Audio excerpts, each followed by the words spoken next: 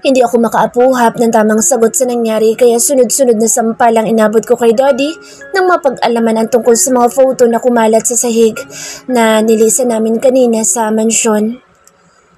Nanatili ako ng hospital at nakaligtaan na ang asawa kong naghihintay ng pag-uwi ko. Hanggang ngayon sinisisi ko pa rin ang sarili sa nangyari kay Grandpa. Galit na galit din si Daddy sa akin kaya hindi ko magawang ipagtanggol ang sarili. Hanggang sa hindi ko na natiis ang asawa ko at umuwi na nang mamataan ko itong palabas ng kondo naming gabing-gabi na. Kinutuban na ako sa maaaring puntahan nito kaya tinawagan ko ang buong barkada ko na magtungo ng resto nila Theo, mga kaibigan ni Alex. Hindi nga ako nagkamali kaya tahimik lang kami sa sulok na matamang pinapanood ang kilos ng mga ito, lalo na si Alex na panay ang lagok ng alak na halatang problemado. Pauwi na ito nang harangin siya na isang grupo kaya napasunod kami nang makitang kinaladkad nila palabas sa Alex at mga kaibigan nito. Nagdilim ang paningin ko na makitang sinaksak nito ang asawa kong hindi makapalag sa kanya sa laki niyang tao. Hindi na ako nagsayang ng oras makipagdramahan dito at kaagad na binalian ng leeg sa sarili kong mga kamay. Bago bumaling sa asawa kong naghihingalo na. Panay ang halik ko dito at hindi mapigilang mapahagulhol habang yakap ko ito sa ulo na nakaunan sa mga hita ko. Alex, honey. I'm sorry. Huwag mo kong iiwan, honey. Hindi ko kaya. Mahal na rin kita. Panay ang halik ko sa asawa kong nahihimbing, dala ng gamot na itinurok dito. Mabuti na lang at hindi masyadong malalim ang tinamo sa pagsaksak sa kanya na lalaking kumaladkad sa kanya kanina sa resto at walang na-damage sa organs nito. Hindi ko pa alam kung paano ito haharapin bukas kapag tatanungin ako kung pinatay ko ba yung taong sumaksak sa kanya o pumapatay ba ako. Ayokong magbago ang pagtingin sa akin ni Alex. Ayokong kasuklaman niya ako kapag nalaman na niya ang mga nagawa at kaya kong gawin. Kung noon nga, sa huling pag-uusap namin sa rooftop ng restaurant ticket, ay natakot ko ito nang sinabihan kong mapapatay ko ito. How much more pa kaya ngayon na nakapatay ako sa harap nito? Iisipin ko palang nalalayuan ako nito at katatakutan ay parang pinipiga na ang puso ko. I'm sorry, honey. I'm sorry na nagdudusa ka sa piling ko. Hindi ko na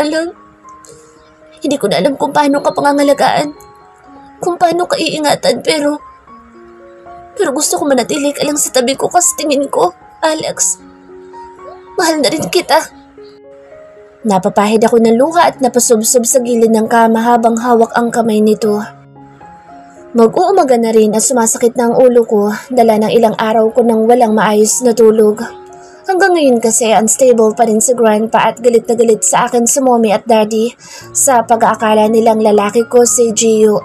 Hindi ko naman magawang ipaglaban ang sarili dahil kita sa mga pictures namin na kapanipaniwalang may namamagitan sa amin. Kita rin sa pinadala nila sa mansyon na USB kung saan buhat ako ni Gio na lumabas ng elevator at isinakay sa kotse nito. Kahit walang namagitan sa amin ay guilty pa rin ako sa mga nangyari, lalo na para sa asawa ko. Sana lang hindi makarating sa kanya ang balitang iyon dahil paniguradong mas lalayo lang ang loob nito sa akin at masasaktan ko na naman. Pupungas-pungas ako na paayos ng upo sa silya nang maramdaman ang marahang paghaplos ng kung sino sa ulo ko. Nangingiting mukha ng asawa ko ang bumungad sa nalalabo kong mga mata na siyang humahaplos sa akin. Good morning, honey. Bakit nandyan ka? Sana tumabi ka na lang sa akin. Kasya naman tayo dito, oh. Malambing pang bungad nito. Saka ko lang napansing maliwanag na sa labas at namamanhid na rin ang likod at mga binti ko sa posisyon kong natulog ng nakaupo. Hindi ko masalubong ang mga mata nitong matiim na nakatitig sa akin na ikinabibilis ng tibok ng puso ko. Gising na siya. Naaalala na kaya niya ang mga nangyari kagabi? Pero bakit nagagawa pa niya maglambing at ngumiti sa akin na parang walang nangyari? Imposible namang hindi niya matandaan iyon eh. Parang nahimas-himasa naman siya noong makita ko noong nasaksak na ito. Tumayo ako't nagtungo ng banyo para makaiwas dito. ni hindi ko alam kung paano ito kausapin sa laki ng atraso ko dito.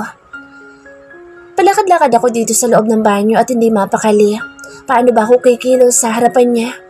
Ayoko ipakita dito ang kahinaan ko at ang nararamdaman ko dito, lalo na't bumabalik na naman siya sa pagiging womanizer niya. Nagingit-ngit ang mga ngipin ko at napakuyom ng kamao nang maalala ang tertiary na crushang iyon. Sa ilang araw kong pagkawala ay paniguradong sinamantala na nito ang pagkakataon at hindi malayong pinatulan na ito ni Alex. Lalo na't hindi kami maayos at hindi rin ako nakakauwi ng ilang araw. Napalingon ako sa pinto nang may kumatok doon at inuluwal ang asawa kong iika-ika pa at sapo ang bagong tahing sugat sa tiyan. Kanina ka pa kasi dito, honey.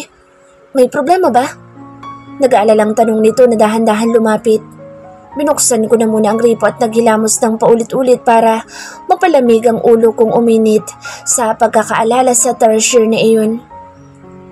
Honey, natigilan ako nang humawak ito sa balikat ko para patigilin sa ginagawa kong paghilamos ng paulit-ulit. Why did you get up? Your wound's still fresh. Napatukod ako sa countertop at pilit kinakalma ang sarili sa pag-init bigla ng ulo ko. Ang tagal mo kasi dito. Mahinang sagot nitong ikinahinga ko ng malalim. Kapwa kami natahimik na ilang sandali bago nito binasag ang katahimikan sa pagitan namin. Uuwi ka na ba, honey? Nag-aalang ang tanong nito.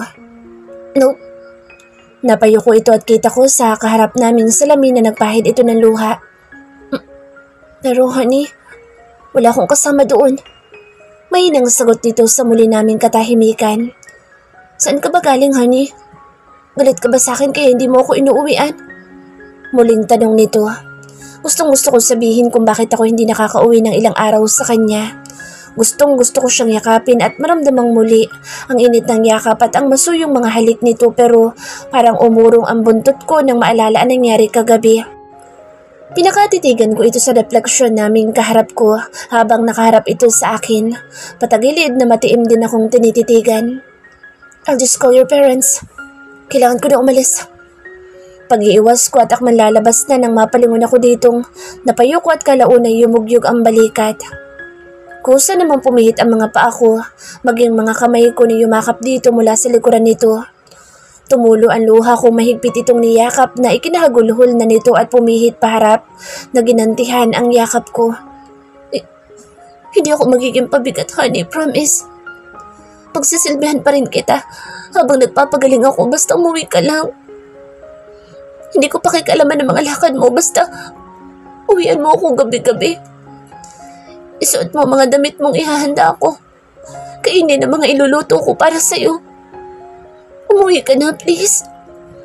Namimiss na kita, honey. Miss na kita. Humihikbing saad nito. Lalo ko na konsensya at napipilan sa narinig. Tahimik ako napaiyak na nakasubsob sa dibdib nito. Bakit si Kate? Napakadali lang sa kanya na ipagtapat at ipagsigawan sa lahat na mahal niya si Charles. Samantalang ako kahit dalawa lang kami ni Alex na makakarinig ay hindi ko magawa-gawa. Tom, wala akong labang inatrasan pero pagdating kay Alex, umuurong ang buntot ko. Napatingala ako dito at kusang umangat ang mga kamay kong ikinulong ang gwapong mukha nito sa mga palad kong marahang pinapalis ang luha nito. Dito ka lang, please. Kahit ngayon lang, honey. Samahan mo ko dito. Pakiusapan nito habang nakatutok sa mga mata ko ang nanunubig pa rin nitong mga mata. Alex. Namigat ang mga talukap ng mata ko at kusang tumingkayad ang mga paa kong inabot ang mga labi nito. Mas sumigpit din ang pagyakap nito sa bewang ko at masuyong tinugo ng mga labi ko ng may kalaliman. Napabitaw ako dito na maalala ang sugat nito, lalo na't napakahigpit ng yakapan namin.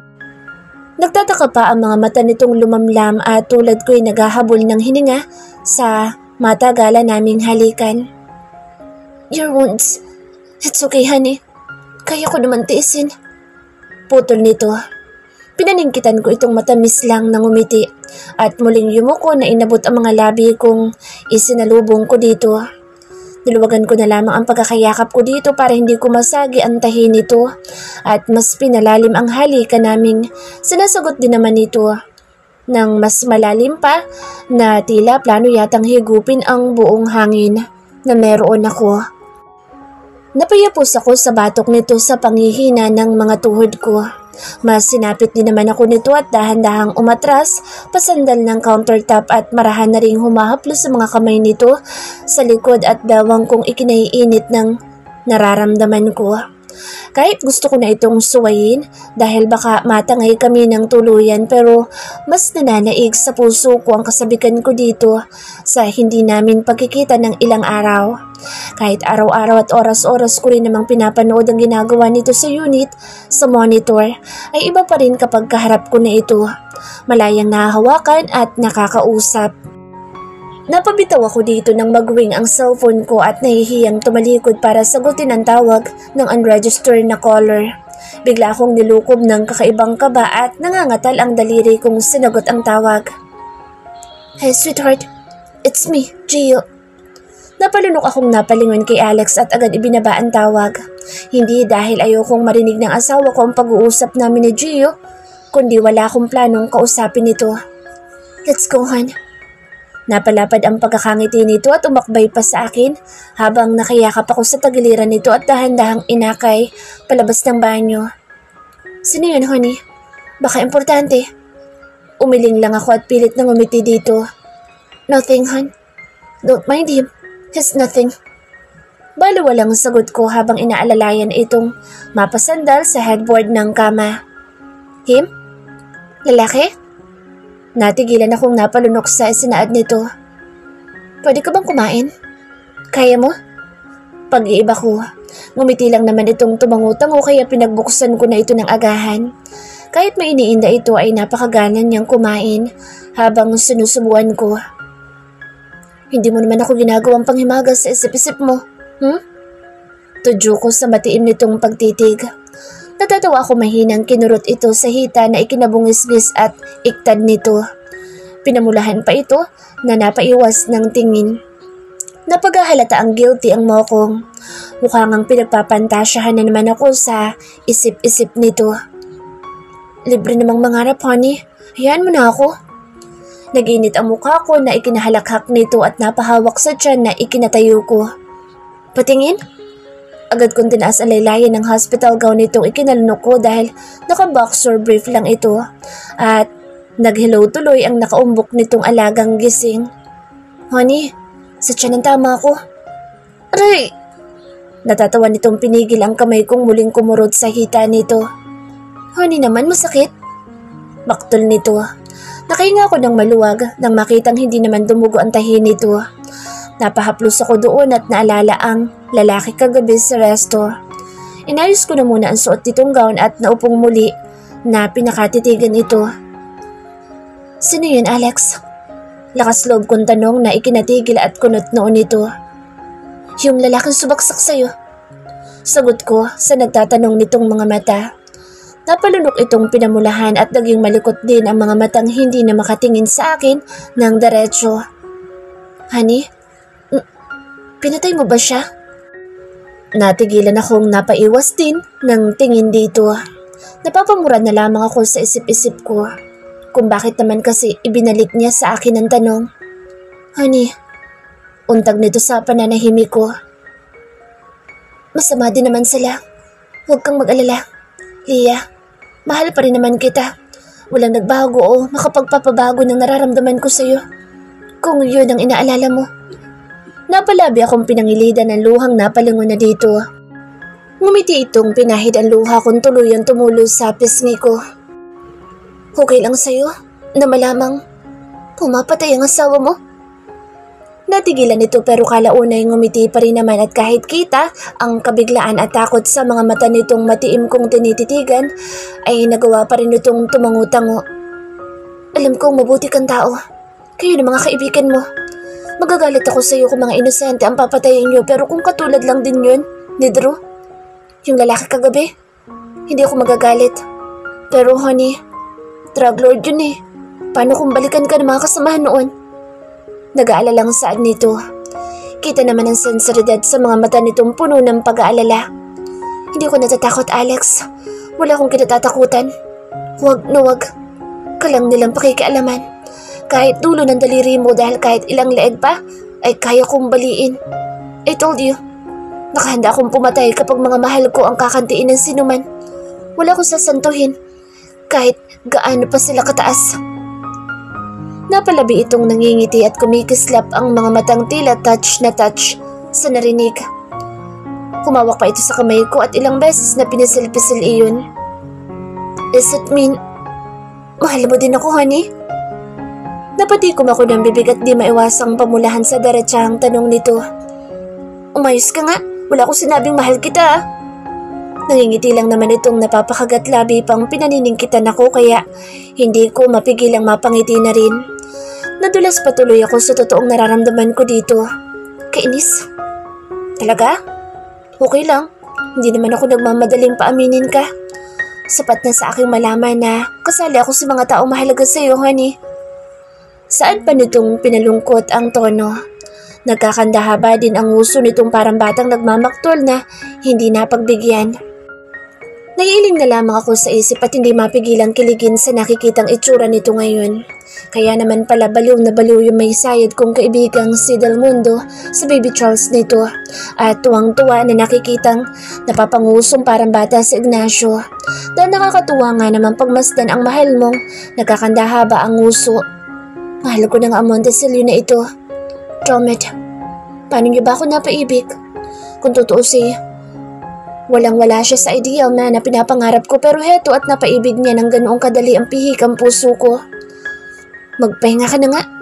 Kung saan-saan na naman umaabot ang imagination mo. Natatawang saad ko at inalalaya na itong makahiga. Dito ka lang ha? Ungot pa nito na nanlalamlam na ang mga mata dala ng nainom nitong gamot. Please honey, stay with me. Sige na, kahit ngayon lang dumito ka buong araw. Napataas ako ng kilay at napahinga ng malalim na kunwari napipilitan lang at sumampa na ng kama. Napalapad naman ang ngiti nito. Binigyan pa ako ng espasyo at iniunat ang braso nitong tila iniaalay sa akin na maging unan ko. Fine. Ngayon lang to dahil sariwa pa ang sugat mo. Matulog ka na. Huwag mo kong pagnasaan habang tulog ako. Binabalaan kita, Mr. Montesilio. Dudukutin ko yung atay mo at pipigain ang abdo mo. Oras na mahuli kitang nagsasamantala sa akin. Babala ko na ikinaputla nito at napatikom ng bibig. Opo, Mrs. Montesilio. Basta payakap at halik na din. Hirit pa nito at kaagad sinunggaban ang mga labi ko. Marahan kong kinagat ang ibabang labi nito na ikinahagikik pa nito bago pinakawalan ang mga labi ko. Sorry honey, miss na miss lang talaga kita. Ikaw nagpapamiss kang masyado. Alam mo namang ilang oras lang kitang hindi makita, nangungulila na ako sa'yo. How much more yung ilang araw na hindi ka nagpakita kahit tumawag. May halong pagtatampong saad nito. Nangingiti akong tumagilid ng higa at humarap dito. Napahaplos ako sa pisngi nito at mariing napahalik sa noon nitong ikinangiti na rin ito. Kita ko sa mga mata nito kung gaano siya kasaya sa mga oras na ito na lalong ikinatuwa ng puso ko. Something happened. Inatakas si Grandpa. Unstable pa nga rin siya hanggang ngayon dahil sa akin. Kaya nawala ako ng ilang araw dahil inaasikaso ko siya. Alam mo namang napaka-busy na magulang ko para maasikaso nila si Grandpa. Kaya huwag ka na mag-isip ng kung ano-ano, Alex. Pagtatapat kong ikinatigil nito at dumaan sa mga mata nito ang matinding pag-aalala. Kumusta siya? Puntahan mo na lang muna siya, honey. Sorry, hindi ko alam. Umiling ako nag-smug kiss sa mga labi nito. Nandoon naman ang secretary na Grandpa. Marami silang nag-aasikaso sa kanya sa ospital natin pero ikaw, mag-isa ka dito. Ayoko din namang ibang babae mag-aalaga sa iyo dito. Thank you, honey. Pagkalabas ko, sasamahan kitang alagaan sa Grandpa. Napangiti akong hinahaplos ito sa pisngi. It's okay, hon. Kasi pagkalabas mo, may pupuntahan tayo. Nagningning ang mga mata nitong napuno ng kasabikan sa narinig. Talaga? Saan, honey? Bakasyon ba? Baka sa tono nitong excitement na ikinangiti ko. Ikaw, may gusto ka bang puntahan? Dadalhin kita kahit saan mo gusto. Sa langit, honey. Oh! Aray naman honey, nagbibiro lang. Natatawang daing nito sa madiing pagpisil ko sa haplos kong pisngi nito na namula pa. Puro kakalukuhan, huwag na nga lang. Kunwari bawi ko. Hindi pwede, nasabi mo na eh. Walang bawian honey. Pero pwede ba tayo mamasyal sa Mindoro? Napakunot noo ako dahil expected kong sa abroad ang isasuggest nito pero nagkamali ako at gusto pa ay sa probinsya. Bakit doon? Doon kasi galing ang angka namin honey. Saka maganda doon kahit probinsya ang lugar. Marami magagandang tanawin at mga baba. Aray honey! Napingot ko ito sa idinagdag kaya napadaing itong pinigilan ng kamay ko. Natatawa pa itong kahit nakukurot at pingot ko ay kitang masaya pa rin ito. Napakapilyo at maloko naman kasi. Parang hindi nga iniinda ang tahi sa tiyan. Gusto mo bandukutin ko na? Sa tahi mo yung kidney at balon-balunan mo ha, Montesilio? Madiing asiko pero nag-smoke kiss lang naman ito at may pataas-taas baba pa ng mga kilay na tila tuwang-tuwa na namimikon. Lihim akong kinikilig at pinaningkitan nito na matamis lang namang nakangiti sa akin. Napakababaero mo talaga. Lahat na lang ba ng babae sa paningin mo'y maganda? Oh, ano? Pero ikaw ang pinakamaganda sa lahat. Sa lahat-lahat ng babaeng nakikita at makikita ko honey. Ang laya ko lang ang bukod tanging nagahari ang ningning ng kagandahan sa lahat. Hindi nakakaumay pagmasdan. Kahit galit, napipikon, nakangiti, tumatawa, umiiyak at nasasarap. Naputol ang sasabihin pa sana nito nang iumang ko ang kamao ko sa baba nito na ikinatikom ng bibig nito. Sige, ituloy mo yan at patutulugin ka ng kamao ko. Banta ko na ikinangiti at pinaningkitan pa ang mga matang parang batang nagpapakyut. Buti na lang at bagay nito kaya effective ang style. Sabi ko nga honey, ikaw naman ang pinakamaganda sa paningin ko at bukod tayo nagmamay-ari ng puso ko. Banat pa nitong nagpakilig sa akin. Bulero ka talaga eh. Pero kinikilig ka naman honey. Napaikot ako ng mga mata na ikinatawan nito. Ang ganda mo talaga honey. Kahit yata patirikin ko ang mga mata mo. Aray honey, dudugo yan. Kaagad pigil nito nang sasugat na dito dumapo ang kamay ko. Dudukutin ko talaga ang atay mo, Montesilio, baka akala mo. Kinabig na ako nito ikinulong sa bisig nitong ikinangiti at baba ng temper kong pinainit nito. Panay pa ang halik nito sa noo ko habang humahaplos ang kamay sa likod ko. Salamat honey. Sana ganito tayo lagi. Napangiti akong tuluyang nagpatangay sa antok. Yeah, let's stay together like this honey. Ilang araw ding nanatili si Alex sa hospital bago pinayagang makalabas. Nanatili na lamang ako sa tabi nito dahil naging stable na sa grandpa at hindi rin maganda sa kanya na makita ako doon dahil baka muling atakihin iyon at hindi na makayanan ng puso at katawan nito. Ako pa ang magiging sanhi ng pagpapahinga nito. Baka itakwil na ako nila mommy at daddy kapag nagkataon. Honey, kaya mo na ba talaga magbiyahe? Humalik pa ito sa ulo ko bago nagtungo sa closet at kumuha ng ilang damit namin. Gusto ko sana ipagpaliban ang pagbabakasyon namin sa probinsya nila pero mapilit ito at excited na ipasyal ako sa lugar kung saan ito nagmula. Kaya ko na honey, huwag kang mag-alala. Napahinga na lamang ako ng malalim at walang nagawa kundi tulungan itong magsilid sa luggage namin ng mga dadalhin naming gamit.